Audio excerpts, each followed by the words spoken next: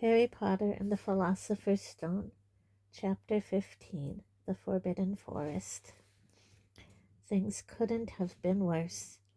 Filch took them down to Professor McGonagall's study on the first floor, where they sat and waited without saying a word to each other.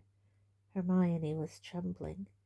Excuses, alibis, and wild cover-up stories chased each other around Harry's brain, each more feeble than the last. He couldn't see how they were going to get out of trouble this time. They were cornered. How could they have been so stupid as to forget the cloak? There was no reason on earth that Professor McGonagall would accept for their being out of bed and creeping around the school in the dead of night, let alone being up the tallest astronomy tower, which was out of bounds except for classes. Add Norbert and the invisibility cloak, and they might as well be packing their bags already. Had Harry thought that things couldn't have been worse? He was wrong. When Professor McGonagall appeared, she was leading Neville. "Harry!" Neville burst out the moment he saw the other two. "I was trying to find you to warn you. I heard Malfoy say he was going to catch you. He said he had a drag—" Harry shook his head violently to shut Neville up, but Professor McGonagall had seen. She looked more likely to breathe fire than Norbert as she towered over the three of them. "I would never have believed it of any of you. Mr. Filch says you were up the astronomy tower. It's 1 o'clock in the morning. Explain yourselves." It was the first time Hermione had ever failed to answer a teacher's question. She was staring at her slippers, as still as a statue. "I think I've got a good idea of what's been going on," said Professor McGonagall. "It doesn't take a genius to work it out. You fed Draco Malfoy some cock and bull story about a dragon trying to get him out of bed and into trouble. I've already caught him. I suppose you think it's funny that Longbottom here heard the story and believed it too?"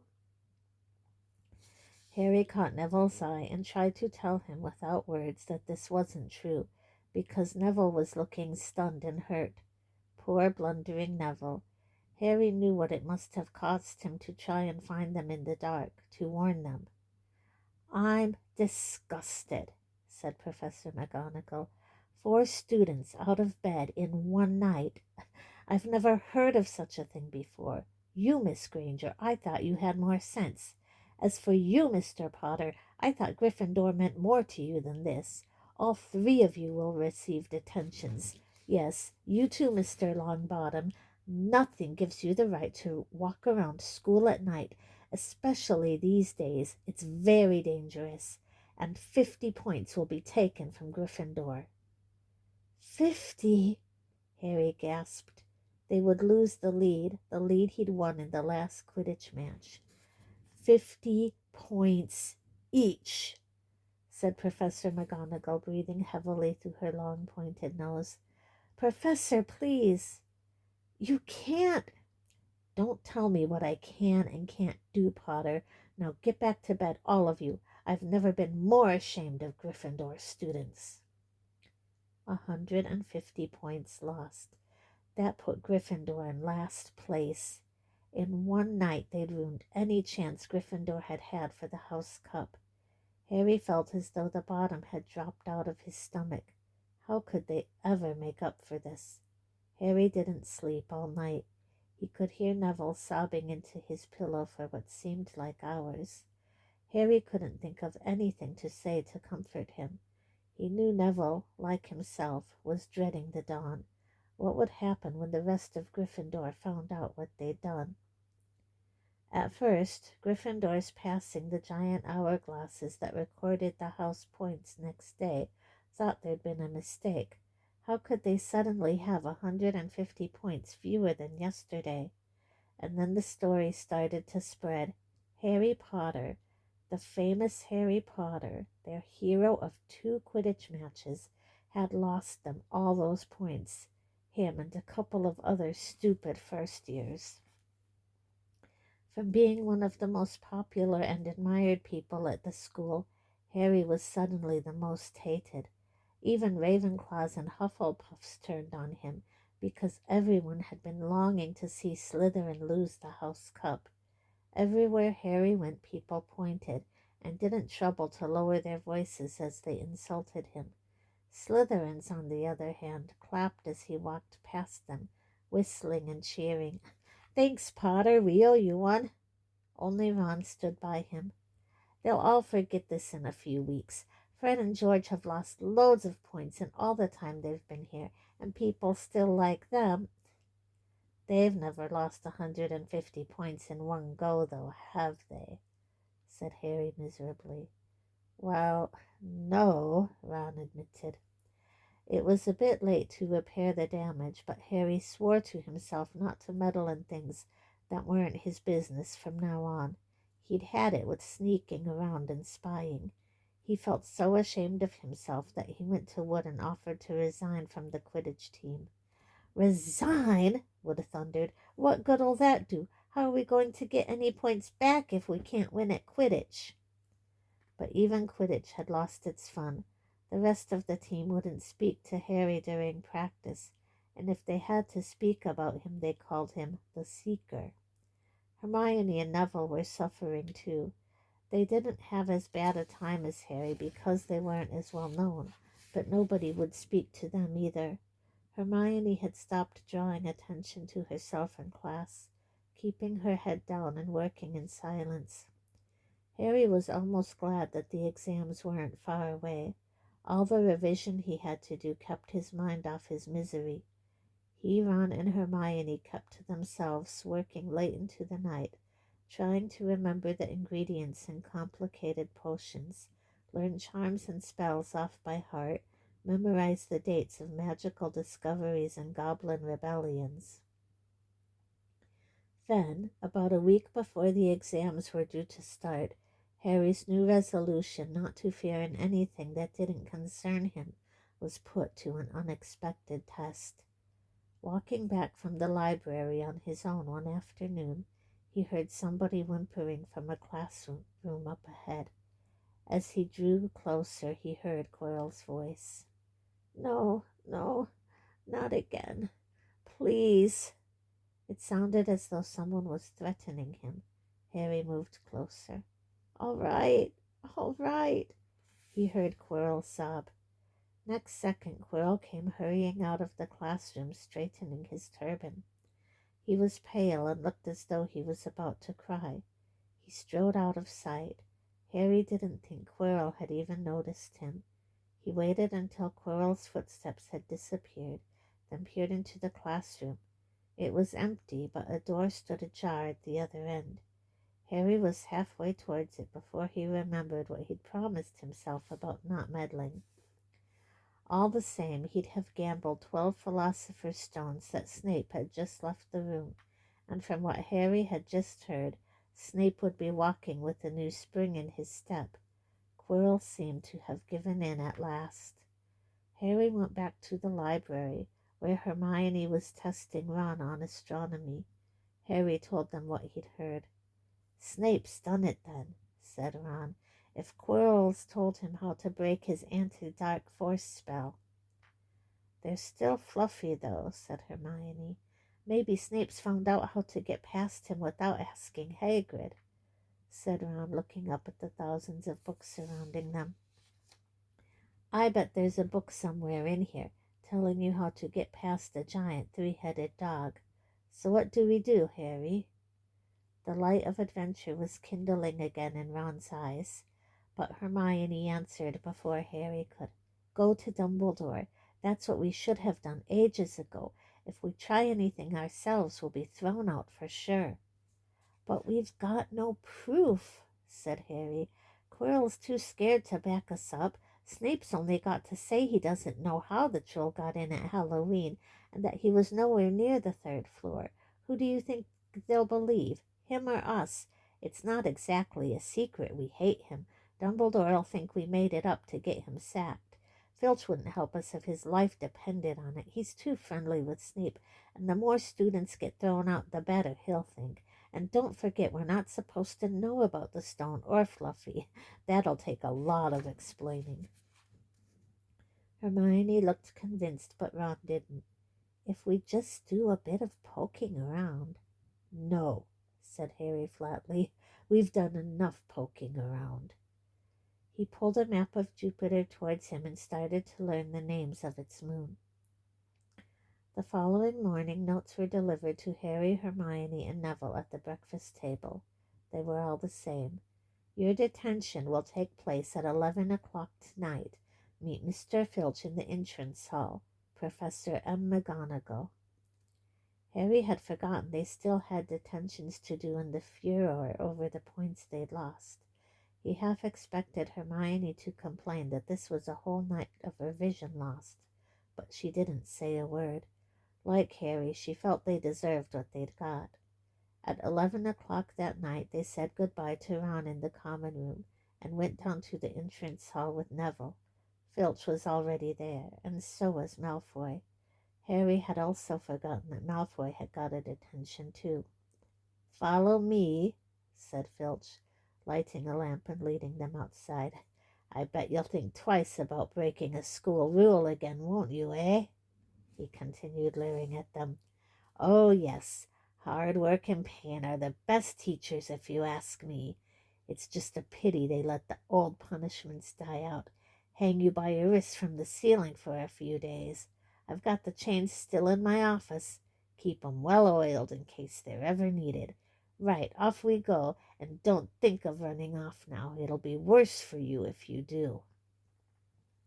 They marched off across the dark grounds. Neville kept sniffling. Harry wondered what their punishment was going to be. It must be something really horrible, or Filch wouldn't be sounding so delighted. The moon was bright, but clouds scudding across it kept throwing them into darkness. Ahead, Harry could see the lighted windows of Hagrid's hut. Then they heard a distant shout. "Is that you, Filch? Hurry up, I want to get started." Harry's heart rose. If they were going to be working with Hagrid, it wouldn't be so bad. His relief must have showed in his face, because Filch said, "I suppose you'll think you'll be enjoying yourself with that oath. Well, think again, boy. It's into the forest you're going, and I'm much mistaken if you'll all come out in one piece." At this, Neville let out a little moan, and Malfoy stopped dead in his tracks. "The forest," he repeated, and he didn't sound quite as cool as usual. "We can't go in there at night. There's all sorts of things in there. Werewolves, I heard." Neville clutched the sleeve of Harry's robe and made a choking noise. "That's your lookout, isn't it?" said Filch, his voice cracking with glee. "Should have thought of them werewolves before you got in trouble, shouldn't you?" Hagrid came striding towards them out of the dark, Fang at his heel. He was carrying his large crossbow, and a quiver of arrows hung over his shoulder. "About time," he said. "I've been waiting for half an hour already. All right, Harry, Hermione?" "I shouldn't be too friendly with them, Hagrid," said Filch coldly. "They're here to be punished, after all." "That's why you're late, isn't it?" said Hagrid, frowning at Filch. "Been lecturing 'em, eh? It's not your place to do that. You've done your bit. I'll take over from here." "I'll be back at dawn," said Filch, "for what's left of them," he added nastily, and he turned and started back towards the castle, his lamp bobbing away in the darkness. Malfoy now turned to Hagrid. "I'm not going in that forest," he said, and Harry was pleased to hear the note of panic in his voice. "You are if you want to stay at Hogwarts," said Hagrid fiercely. "You've done wrong, and now you've got to pay for it." "But this is servant stuff. It's not for students to do. I thought we'd be writing lines or something. If my father knew I was doing this, he'd—" "Tell you that's how it is at Hogwarts," Hagrid growled. "Writing lines. What's good that for to anyone? You'll do something useful or you'll get out. If you think your father'd rather you were expelled, then get back off to the castle and pack. Go on." Malfoy didn't move. He looked at Hagrid furiously, but then dropped his gaze. "Right then," said Hagrid. "Now listen carefully, 'cause it's dangerous what we're going to do tonight, and I don't want no one taking risks. Follow me over here a moment." He led them to the very edge of the forest. Holding his lamp up high, he pointed down a narrow, winding earth track that disappeared into the thick black trees. A light breeze lifted their hair as they looked into the forest. "Look there," said Hagrid. "See that stuff shining on the ground? Silvery stuff? That's unicorn blood. There's a unicorn in there been hurt badly by summit. This is the second time in a week. I found one dead last Wednesday. We're going to try and find the poor thing. We might have to put it out of its misery." "What if whatever hurt the unicorn finds us first?" said Malfoy, unable to keep the fear out of his voice. "There's nothing that lives in the forest that'll hurt you if you're with me or Fang," said Hagrid. "And keep to the path. Right, now we're going to split into two parties and follow the trail in different directions. There's blood all over the place. It must have been staggering around since last night at least." "I want Fang," said Malfoy quickly, looking at Fang's long teeth. "All right, but I warn you, he's a coward," said Hagrid. "So me, Harry, and Hermione'll go one way, and Draco, Neville, and Fang'll go the other. Now, if any of us finds the unicorn, we'll send up green sparks, right? Get your wands out and practice. That's it. And if anyone gets in trouble, send up red sparks, and we'll all come and find you. So be careful. Let's go." The forest was black and silent. A little way into it, they reached a fork in the earth path, and Harry, Hermione, and Hagrid took the left path, while Malfoy, Neville, and Fang took the right. They walked in silence, their eyes on the ground. Every now and then a ray of moonlight through the branches above lit a spot of silver blue blood on the fallen leaves. Harry saw that Hagrid looked very worried. "Could a werewolf be killing the unicorns?" Harry asked. "Not fast enough," said Hagrid. "It's not easy to catch a unicorn. They're powerful magic creatures. I never knew one to be hurt before." They walked past a mossy tree stump. Harry could hear running water. There must be a stream somewhere close by. There were still spots of unicorn blood here and there along the winding path. "You all right, Hermione?" Hagrid whispered. "Don't worry, it can't have gone far if it's this badly hurt. Then we'll able to—" "Get behind that tree!" Hagrid seized Harry and Hermione and hoisted them off the path behind a towering oak. He pulled out an arrow and fitted it into his crossbow, raising it, ready to fire. The three of them listened. Something was slithering over dead leaves nearby. It sounded like a cloak trailing along the ground. Hagrid was squinting up the dark path, but after a few seconds the sound faded away. "I knew it," he murmured. "There's something in here that shouldn't be." "A werewolf?" Harry suggested. "That wasn't no werewolf, and it wasn't no unicorn neither," said Hagrid grimly. "Right, follow me, but careful now." They walked more slowly, ears straining for the faintest sound. Suddenly, in a clearing ahead, something definitely moved. "Who's there?" Hagrid called. "Show yourself. I'm armed." And into the clearing came, was it a man or a horse? To the waist a man, with red hair and beard, but below that was a horse's gleaming chestnut body with a long reddish tail. Harry and Hermione's jaws dropped. "Oh, it's you, Ronan," said Hagrid in relief. "How are ya?" He walked forward and shook the centaur's hand. "Good evening to you, Hagrid," said Ronan. He had a deep, sorrowful voice. "Were you going to shoot me?" "Can't be too careful, Ronan," said Hagrid, patting his crossbow. "There's summat bad loose in this forest. This is Harry Potter and Hermione Granger, by the way, students up at the school. And this is Ronan, you two. He's a centaur." "We noticed," said Hermione faintly. "Good evening," said Ronan. "Students, are you? And do you learn much up at the school?" "A bit," Hermione said timidly. "A bit. Well, that's something, Ronan sighed. He flung back his head and stared at the sky. Mars is bright tonight. Yeah, said Hagrid, glancing up too. Listen, I'm glad we've run into you, Ronan, 'cause there's been a unicorn hurt. You seen anything? Ronan didn't answer immediately. He stared unblinkingly upwards and sighed again. Always the innocent are the first victims, he said. So it has been for ages past, so it is now. Yeah, said Hagrid, but have you seen anything, Ronan? Anything unusual? Mars is bright tonight, Ronan repeated while Hagrid watched him impatiently. Unusually bright.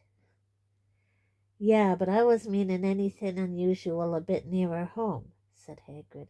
So you haven't noticed anything strange? Yet again, Ronan took a while to answer. At last he said, The forest hides many secrets. A movement in the trees behind Ronan made Hagrid raise his bow again, but it was only a second centaur, black-haired and bodied and wilder looking than Ronan. Hello, Bane, said Hagrid. All right? Good evening, Hagrid. I hope you are well. Well enough. Look, I just been asking Ronan, you seen anything odd in here lately? Only there's a unicorn been injured. Would you know anything about it? Bane walked over to stand next to Ronan. He looked skywards. Mars is bright tonight, he said simply. We've heard, said Hagrid grumpily. Well, if either of you do see anything, let me know, won't ya? We'll be off then. Harry and Hermione followed him out of the clearing, staring over their shoulders at Ronan and Bane until the trees blocked their view. Never, said Hagrid irritably, try and get a straight answer out of a centaur, ruddy stargazers, not interested in anything closer than the moon. Are there many of them in here? Asked Hermione. Oh, a fair few. Keep themselves to themselves mostly, but they're good enough about turning up if ever I want a word. They're deep-minded centaurs. They know things. Just don't let on much. Do you think that was a centaur we heard earlier? Said Harry. Did that sound like hooves to you? Nah, if you ask me, that's what's been killing the unicorns. Never heard anything like it before. They walked on through the dense dark trees. Harry kept looking nervously over his shoulder. He had the nasty feeling they were being watched. He was very glad they had Hagrid and his crossbow with them. They had just passed a bend in the path when Hermione grabbed Hagrid's arm. Hagrid, look, red sparks. The others are in trouble. You two wait here, Hagrid shouted. Stay on the path. I'll come back for you. They heard him crashing away through the undergrowth and stood looking at each other, very scared, until they couldn't hear anything but the rustling of leaves around them. You don't think they've been hurt, do you? Whispered Hermione. I don't care if Malfoy has, but if something's got Neville, it's our fault he's here in the first place. The minutes dragged by. Their ears seemed sharper than usual. Harry seemed to be picking up every sigh of the wind, every cracking twig. What was going on? Where were the others? At last, a great crunching noise announced Hagrid's return. Malfoy, Neville, and Fang were with him. Hagrid was fuming. Malfoy, it seemed, had sneaked up behind Neville and grabbed him for a joke.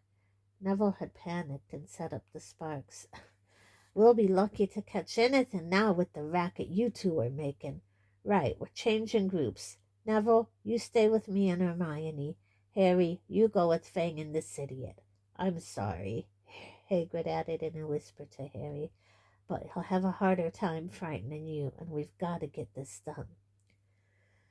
So Harry set off into the heart of the forest with Malfoy and Fang. They walked for nearly half an hour, deeper and deeper into the forest, until the path became almost impossible to follow because the trees were so thick. Harry thought the blood seemed to be getting thicker. There were splashes on the roots of a tree, as though the poor creature had been thrashing around in pain close by.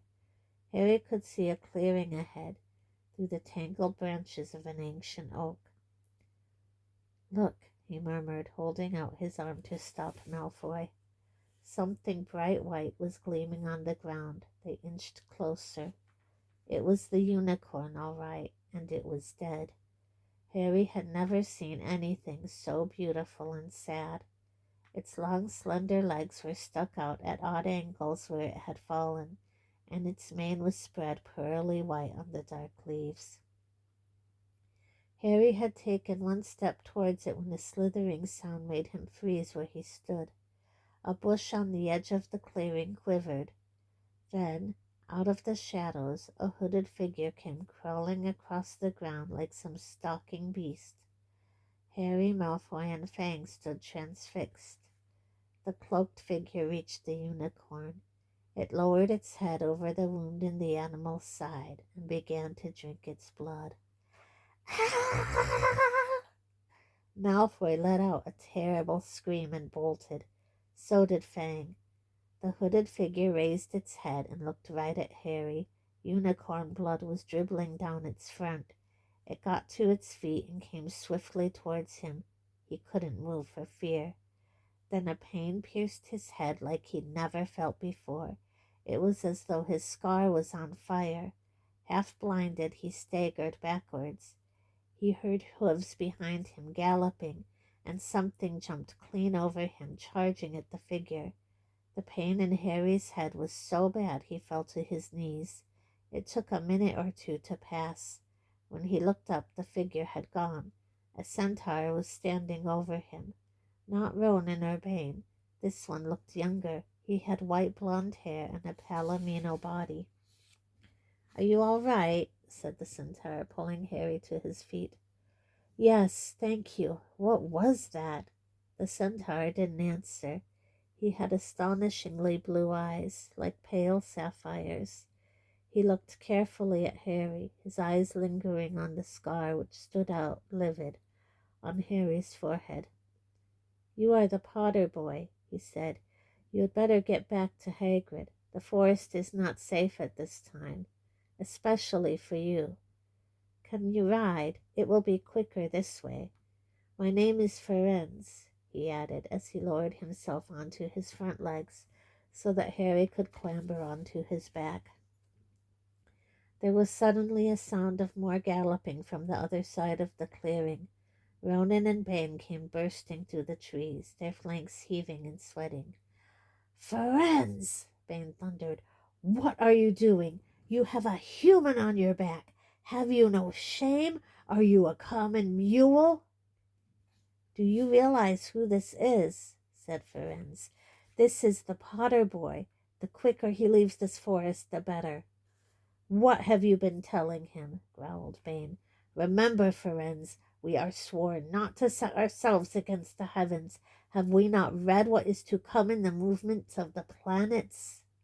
Ronan pawed the ground nervously. "I'm sure Ferenz thought he was acting for the best," he said in his gloomy voice. Bane kicked his back legs in anger. "For the best? What is that to do with us? Centaurs are concerned with what has been foretold. It is not our business to run around like donkeys after stray humans in our forest." Ferenz suddenly reared onto his hind legs in anger, so that Harry had to grab his shoulders to stay on. "Do you not see that unicorn?" Ferenz bellowed at Bane. "Do you not understand why it was killed? Or have the planets not let you in on that secret? I set myself against what is lurking in this forest, Bane. Yes, with humans alongside me if I must." And Ferenz whisked around with Harry, clutching on as best he could. They plunged off into the trees, leaving Ronan and Bane behind them.